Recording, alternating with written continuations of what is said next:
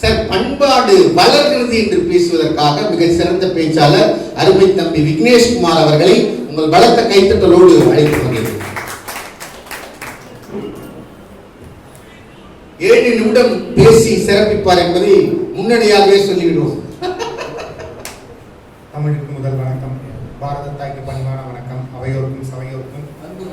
எங்களுடைய அணிக்காக ஏற்கனவே பேசி அமர்ந்திருக்கக்கூடிய சிறப்பு விருந்தினர்கள் அனைவருக்கும், ஏற்கனவே தமிழருடைய பண்பாடு சங்ககாலம் தொட்டு இப்பொழுது வரைக்கும் எப்படி இருக்குங்கிறத எங்களுக்காக சேர்த்து பேசிய நடுவர் அவர்களுக்கும், சங்க காலத்தில் அது இப்படிதான் இருக்குன்றத அவர் சொல்லிட்டாரு, இந்த காலத்திலும் இது இருக்குங்கிறத நிரூபிக்கிறதுக்காக வந்திருக்கக்கூடிய என்னுடைய அணியை சேர்ந்தவர்களுக்கும் நன்றி.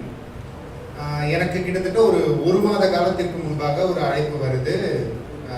குமார் சார், டெல்லி தமிழ் சங்கம் அப்படின்னு தான் அவரோட நம்பரை வந்து நான் சேவ் பண்ணிருக்கேன். ஒரே ஒரு விஷயத்தை மட்டும் நான் முதல்ல வச்சுட்டு இந்த நிகழ்ச்சிக்குள்ள நான் போறேன்.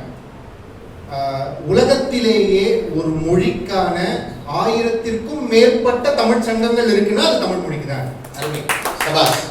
ஆக ஒரு மொழியும் அதனுடைய கலாச்சாரமும் உலகளாவிய அளவில் இன்றைக்கு வளர்ந்து பாதுகாத்து கொண்டிருக்கக்கூடியதாக இருக்கக்கூடிய போது, அதற்கு தொண்டு செய்யக்கூடிய இத்தனை பேர் இங்கே இருக்கக்கூடிய போது, கண்டிப்பாக என்னால் மொழி அதனுடைய கலாச்சாரம் அழிகிறது அப்படின்னு பேச முடியாது.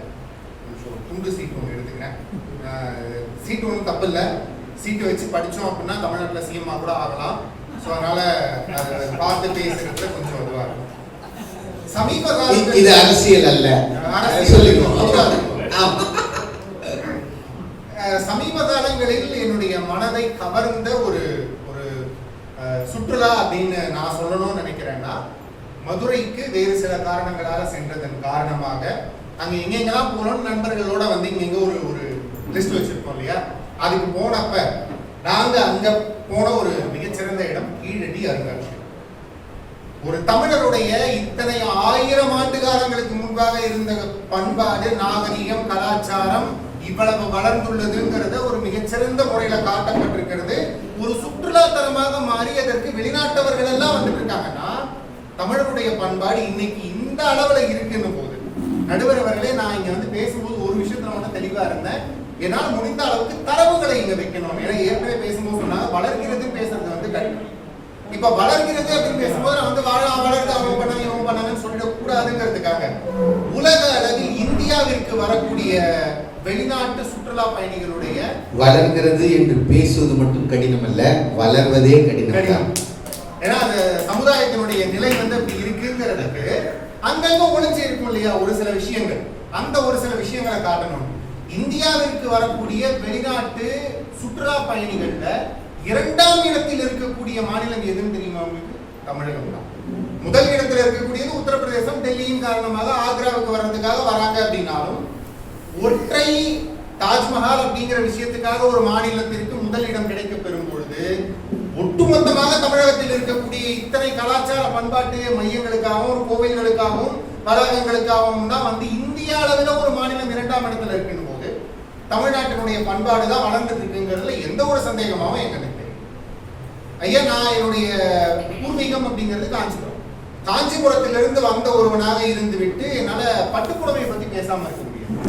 இப்ப காஞ்சிபுரத்தினுடைய பட்டு புடவையில இன்னைக்கு வந்து ஃபியூஷன் சாரிங்கிற ஒரு ஸ்டைலை எடுத்துட்டு வந்து லண்டன் சர்க்கியூட்ல வந்து ஃபேஷன்ல நடந்துட்டு இருக்காங்க, பாரிஸ் ஃபேஷன் வீக்ல நடந்துட்டு இருக்காங்க. என்னுடைய தமிழ் நாகரிகத்தின் உடை கலாச்சாரம் இன்றைக்கு உலக அரங்குல வந்து இருந்துட்டு இருக்கு அப்படின்னும் பொழுது, இன்றைக்கு தமிழ் வாழலன்னு எப்படி சொல்ல முடியும்? வளர்ந்து தானே இருக்கு. என்னுடைய மாநிலத்தை தாண்டி, மாவட்டத்தை தாண்டி, நாட்டை தாண்டி வேறு ஒரு கண்டத்தில் என்னுடைய உடை நாகரிகம் வளர்ந்து கொண்டிருக்கிறது போது, இது ஒரு சிறந்த சாட்சி இல்லையா? ஐயா அவர்கள் வந்து ஒரு சிறிய விஷயத்தை வந்து ரொம்ப அழகா கடந்து போற மாதிரி சொல்லிட்டு போனார். செயற்கை நுண்ணறிவுல இன்னைக்கு வந்து ஆர்டிபிஷியல் இன்டெலிஜென்ஸ்ல தமிழ் வரணும்னு ஒரு விஷயத்தை இன்னைக்கு சொல்றேன். இந்த ஏஐ சாட் பாக்ஸ் எல்லாம் இருக்குல்ல, நமக்கு ஒரு பிரச்சனை அப்படின்னா நீங்க எதுனா ஒரு பிரச்சனை டைப் பண்ணா அது பதில் சொல்லும். அது வந்து இந்த சாட் ஜிபிடில சொல்றதுங்கிறது தாண்டி இப்போ ஒரு பேங்க்குக்குலாம் ஏஐ சாஃப்ட்வேர் இருக்கு. அந்த பேங்குடைய என்ன விஷயம் வேணுங்கிறது நீங்க credit card I want to close the credit card போட்டீங்கன்னா அது பதில் கொடுக்கும். இப்படிப்பட்ட ஒரு ஏஐ சாட் பாக்ஸ்ல தமிழ் இருக்கணும் அப்படிங்கறத எடுத்துட்டு வந்து கோயம்புத்தூரை சேர்ந்த கிட்டத்தட்ட என்னுடைய வயதில் இருக்கக்கூடிய அபிநயா அப்படிங்கிற ஒருத்தங்க வந்து ஏஐ சாட் பாக்ஸுக்கு தமிழ்ல வந்து அதனுடைய நுட்பங்களை எல்லாத்தையும் கொடுத்து தமிழினால் ஏஐ புரிந்து கொள்ள முடியும் அப்படிங்கறத எடுத்துட்டு வந்து உலக கணினி மாநாட்டுல பங்கேற்று விதை அப்படிங்கிற ஒரு விஷயம், அந்த விதையில முடியறத விதை ஏஐன்னு எடுத்துட்டு வந்து இப்படிப்பட்ட செயல்பாடுகளை தமிழ்நாட்டிலிருந்தே பலர் செய்து கொண்டிருக்கிறேன். இது வந்து நான் ஒருத்தர் ரெண்டு பேர் யாரோ அவருடைய ஈடுபாடு அப்படிங்கிறது மட்டும் கிடையாது. இன்றைக்கு நம்ம எல்லாருக்கிட்டையும் இருக்கக்கூடிய ஒரு செயலின்னு பாத்தீங்கன்னா வாட்ஸ்அப். அந்த வாட்ஸ்அப்புக்கு ஒரு போட்டியாக வேற ஒரு செயலி வருது. ஜோஹோன்னு சொல்லக்கூடிய அனைவராலும் அறியப்பட்ட ஒரு நிறுவனம் வந்து ஒரு செயலியை வந்து இன்னைக்கு கொடுக்குறாங்க. அவங்க இந்த செயலிக்கு வைத்த பெயர் என்ன தெரியுமா? அரட்டை. இன்றைக்கு உலக